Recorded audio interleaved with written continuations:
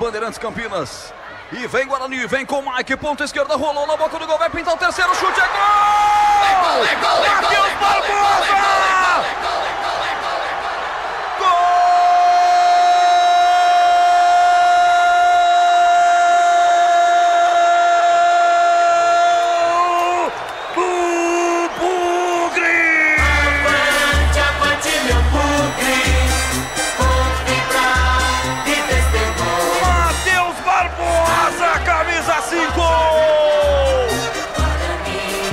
Matheus Barbosa 5.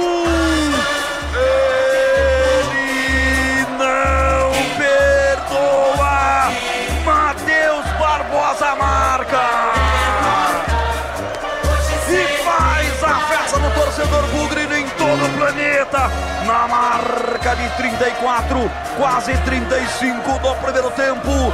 Bola lindamente trabalhada pela ponta esquerda e rolada com açúcar. Ele aparece na meia-lua para fazer um golaço, batendo forte, indefensável no canto direito baixo de Renan, pro fundo do gol do Sport. Placar justo, merecido, depois de um gol inventado através do VAR num pênalti para o Sport.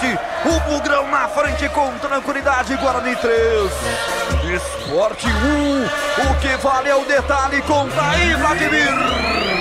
O aniversariante do dia, Matheus Barbosa, hoje faz 29 anos e dá de presente para a torcida do Guarani um gol. Na jogada do Mike pela esquerda, ele não fez o cruzamento para a área, rolou atrás. E o Matheus Barbosa, com muita tranquilidade e qualidade, escolheu mandar a bola no canto direito do Renan. A bola entrou no cantinho. Matheus Barbosa, festa do Bugre, 3-1.